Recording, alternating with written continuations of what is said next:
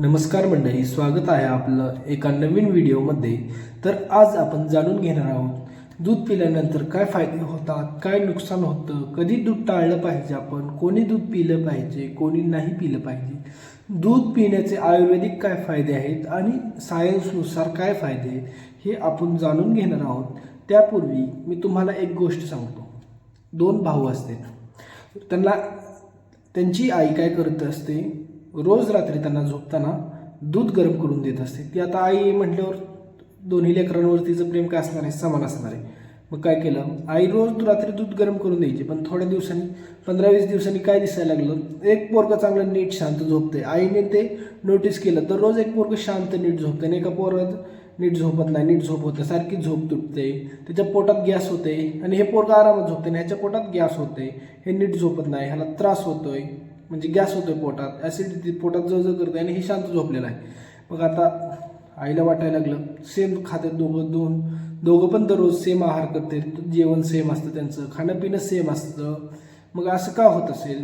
मग ती डॉक्टरकडे गेली. मग डॉक्टरांना कळलं, मग असं बोलत बोलत कळलं की ते हे दूध पितात. मग आता एकाला असं फायदा होतो, एक शांत बसते आणि एकाची झोप मोड होते, सारखं पोटात गॅस बनते. तर ह्याचं कारण काय. तर तेव्हा त्यांना डॉक्टरांनी सांगितलं की काय दूध पिण्याचे फायदे असतात आणि काय नुकसान असतात. जर तुम्हाला ते फायदे किंवा नुकसान जाणून घ्यायचे असतील डॉक्टरांनी सांगितलेले, तर व्हिडिओ नक्की बघा. तर आता आपला विषय आहे रात्री दूध पिणे योग्य की अयोग्य. तर चालू करूया आपल्या व्हिडिओला. आता आयुर्वेदात काय दूध पिण्याचे फायदे सांगितले. तर रात्री दूध पिल्यामुळे काय होतं, तर झोप येते. म्हणजे काय, दूध हे ओजवर्धक आहे. ओज म्हणजे सगळे आपल्या शरीरात जे 7 धातू आहेत, 1 2 3 4 5 6 7 रस, रक्त, मांस, मेद, अस्थि, मज्जा, शुक्र, हे 7 धातू आहेत. आणि ह्या 7 धातूंचं सार म्हणजे काय आहे, ओज आहे. आणि हे ओज जर नीट असेल तर आपण समजून जायचं की आपले 7 धातू नीट आहेत. मग हे 7 धातू नीट असेल तर काय होणार, आपण हेल्दी राहणार, म्हणजे दुःख येणार नाही, आपण खुश राहणार, आजारी पडणार नाही. आता परत रात्री दूध पिल्यामुळे काय होणार, वात दोष कमी होत नाही. वात दोष कमी होणे म्हणजे वाताचे वेगवेगळे विकार आहेत. जर ते वात दोष कमी झाली तर तुम्ही वात विकार असेल तर आपोआप कमी होणार, त्रास कमी होणार. स्नायू परत अजून हे कशासाठी, स्नायू आणि मज्जासाठी चांगलं आहे. स्नायूसाठी म्हणजे आपले जे स्नायू असतात, इथं स्नायू बायसेप ट्रायसेप मसल म्हणतो, त्याच्यासाठी सुद्धा हे खूप चांगलं आहे. परत अजून वीर्यवर्धन करतं. म्हणजे ज्यांना जर लेकरं बाळ होत नसेल किंवा ज्यांना शुक्र कमी असतो, त्यांना जर हे पाजलं किंवा त्यांनी हे दूध पिलं तर ह्यांना खूप सारा फायदा होतो. परत हे बलवर्धन करतो. बलवर्धन म्हणजे ताकद वाढवतो. तर मी आयुर्वेदानुसार रात्री दूध पिण्याचे 4 फायदे सांगितले.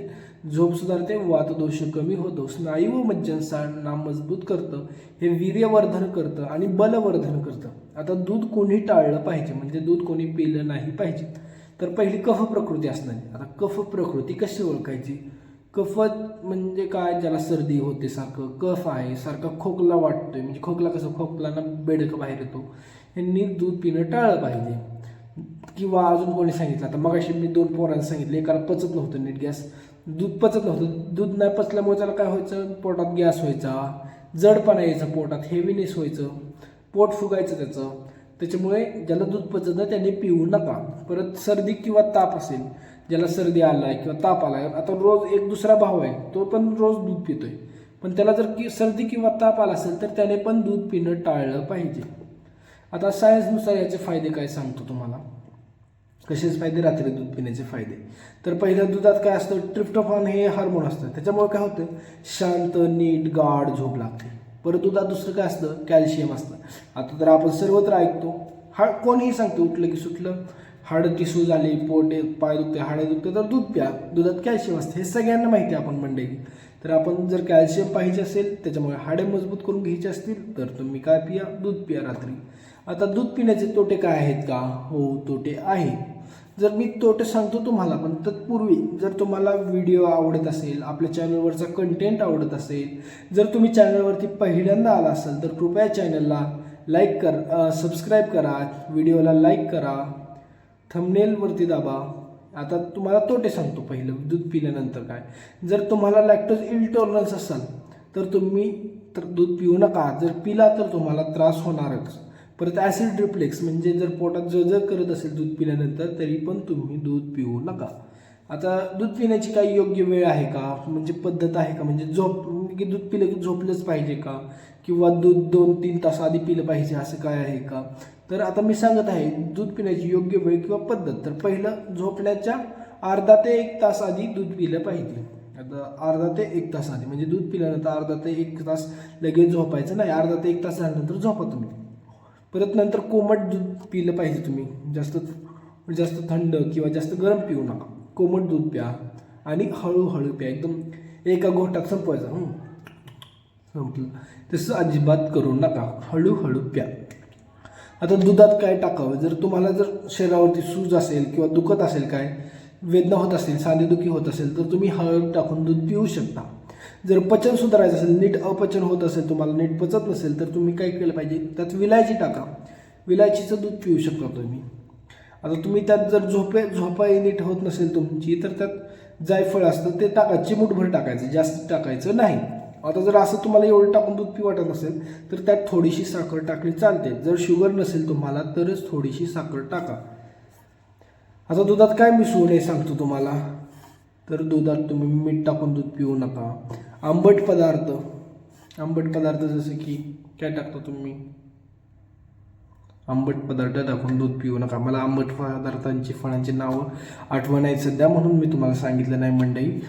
आंबट पदार्थ, परत फळे टाकून दूध पिऊ नका मंडळी. आपण मिल्कशेक ते बघतो, ते सुद्धा नाही पिलं पाहिजे. आपण कधीतरी पिलं तर चांगलं आहे, पण दररोज नाही पिणे ते योग्य नाही आहे. आता मग रात्री दूध सगळ्यांसाठी नाही, पण योग्य व्यक्तीसाठी ते अमृत आहे. काय म्हणले मी, रात्री दूध पिणं हे सगळ्यांसाठी योग्य नाही, पण ते योग्य व्यक्तीसाठी अमृत आहे. म्हणून योग्य व्यक्तीने दूध पिलं पाहिजे, बरोबर वेळेत पिलं पाहिजे, बरोबर मिसळून पिलं पाहिजे आणि चुकीचं मिक्स करून नाही पिलं पाहिजे. दूध हे अमृत आहे आपल्यासाठी माहिती आहे. आता कशाचं दूध श्रेष्ठ आहे मी सांगतो मित्रांनो. जर तुमच्याकडे देशी गाय असेल तर ते सर्वोत्तम दूध आहे, ते देशी गायचं दूध पिलं पाहिजे. जर देशी गाय नसेल तर म्हशीचं पिऊ शकता तुम्ही दूध, हे तर उत्तम आहे. म्हैस, शेळीचं दूध पिलं तरी चालेल. तुमच्याकडे उंट असतील, उंटाचं दूध पिलं तरी चालेल, पण शक्यतो ज्या प्रदेशात जे उपलब्ध आहे त्याचं दूध प्या. जर तुमच्याकडे देशी गाय असेल तर देशी गायचं दूध प्या. जर तुम्ही राजस्थानमध्ये राहताय तर तिथं काय भेटणार, उंटाचं दूध, ते पिलेलं चांगलं आहे. तुम्ही शेळीचं दूध पिऊ शकता. आता म्हशीचं दूध पिलं पाहिजे की शेळीचं, तर शेळीचं दूध पिलेलं चांगलंच आहे मंडळी. ते मेद्य बुद्धी वाढवायला मदत करतं. आणि म्हशीचं दूध हे सुद्धा मेद्य आहे, पण ते सुस्ती आणतं अंगात, आळशी बनवू शकतं. म्हणून तुम्ही पहिल्यांदा देशी गायचं दूध प्या, ते नाही भेटलं तर शेळीचं दूध प्या, ते नाही भेटलं तर म्हशीचं दूध प्या. आणि दूध पिलेले हे सगळं फायदे आहेत. मी तुम्हाला सगळे फायदे सांगितले, तोटे सांगितले, परत काय मिसळून प्यावं, काय मिसळून पिऊ नये, दुधाला अमृत का म्हणतात हे देखील सांगितलं मंडळी. तुम्हाला जर व्हिडिओ आवडला असेल तर चॅनलला सबस्क्राईब करा, व्हिडिओला लाईक करा आणि शेअर करा. धन्यवाद मित्रांनो.